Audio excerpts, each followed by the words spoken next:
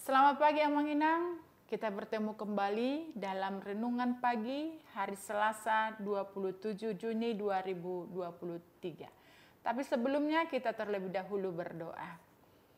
Bapa yang baik, terima kasih buat pagi hari ini Engkau memberikan waktu kesempatan kepada kami untuk mendengarkan firman-Mu.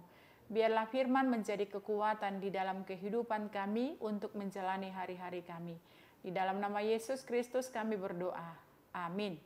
Firman Tuhan buat kita yaitu yang tertulis dalam 2 Korintus pasal 12 ayat yang ke-9.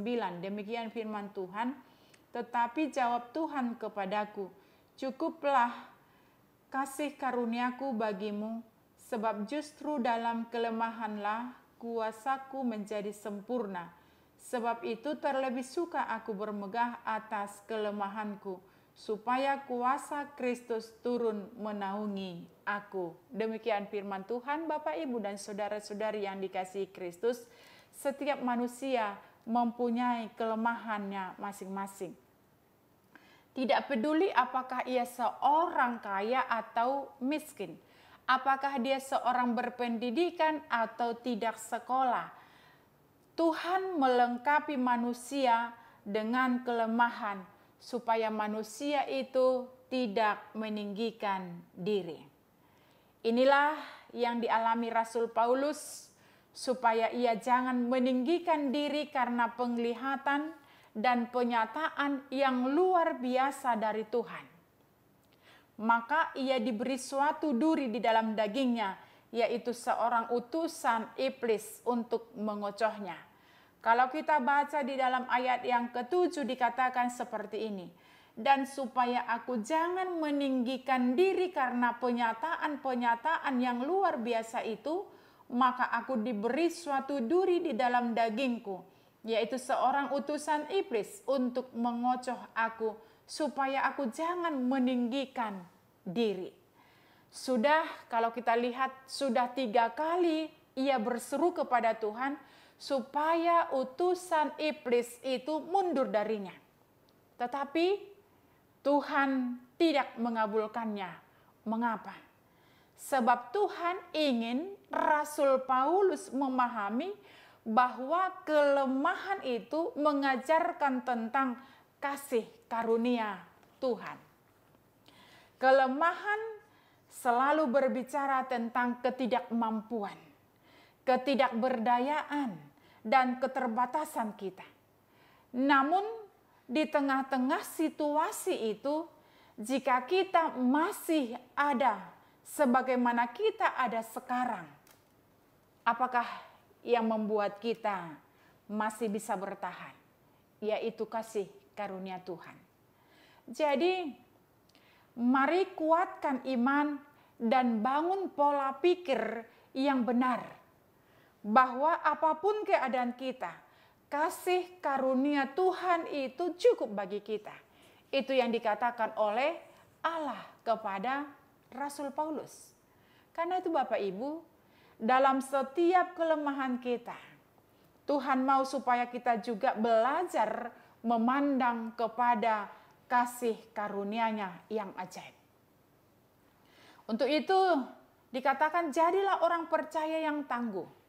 Apapun kelemahan yang saudara alami, apakah itu kita katakan kesesakan ekonomi, kehancuran hubungan, keterpurukan akibat penyakit, itu tidak mempengaruhi kualitas rohani di dalam kehidupan kita. Bahkan dikatakan kita harus mampu berkata sebagaimana yang Rasul Paulus katakan, karena itu aku senang dan rela di dalam kelemahan, di dalam siksaan, di dalam kesukaran, di dalam penganiayaan dan kesesakan oleh karena Kristus. Sebab jika aku lemah, maka aku kuat. Itulah kesaksian Rasul Paulus. Kalau kita baca di dalam ayat yang ke-10 dikatakan, karena itu aku senang dan rela di dalam kelemahan. Dia menyadari karena tadi kita katakan dia 3 kali berseru kepada Allah, tetapi bukan permintaannya yang dikabulkan oleh Allah, maka yang dikatakan adalah cukuplah kasih karuniaku bagimu. Bapak Ibu, pada saat ini kita mungkin menghadapi tantangan, pergumulan, masalah. Kita berdoa kepada Tuhan, tetapi doa kita tidak kunjung dijawab. Pada saat ini kita juga harus mengaminkan apa yang dikatakan oleh Allah. Cukuplah kasih karuniaku. Karena itu, ketika Tuhan memberikan kasih karunia kepada kita, itulah yang membuat kita menjadi kuat. Itulah yang membuat kita menjadi semangat. Bahkan di tengah-tengah kehidupan kita, kita harus mampu mengatakan apa yang dikatakan, seperti apa yang dikatakan oleh Rasul Paulus itu. Karena iman percayanya itulah dia mampu mengatakan, karena itu aku senang dan rela di dalam kelemahan, di dalam siksaan, di dalam kesukaran, di dalam penganiayaan dan kesesakan oleh karena Kristus. Karena dia mengalami itu semua bukan karena kesalahannya, bukan karena ketederonnya, tetapi dia mengalami itu karena memberitakan Injil. Bapak Ibu, biarlah kita semuanya dikuatkan walaupun pada saat ini kita mengalami kelemahan karena mempertahankan iman kita. Tapi kita harus tetap, iman kita harus tangguh di dalam hidup kita. Amin. Kita berdoa. Kami bersyukur untuk firman-Mu Tuhan pada pagi hari ini yang mengingatkan kami supaya kami tetap menyaksikan Engkau dalam kehidupan kami walaupun banyak hal yang kami hadapi dalam hidup kami. Tetapi Tuhan, Engkau mengatakan kepada kami, cukuplah kasih karunia-Mu yang menyertai kehidupan kami. Itulah yang membuat kami tetap kuat dan tegar hingga hari ini. Terima kasih Bapa di dalam sorga buat firman. Dan itulah yang menjadi pegangan di tengah-tengah kehidupan kami.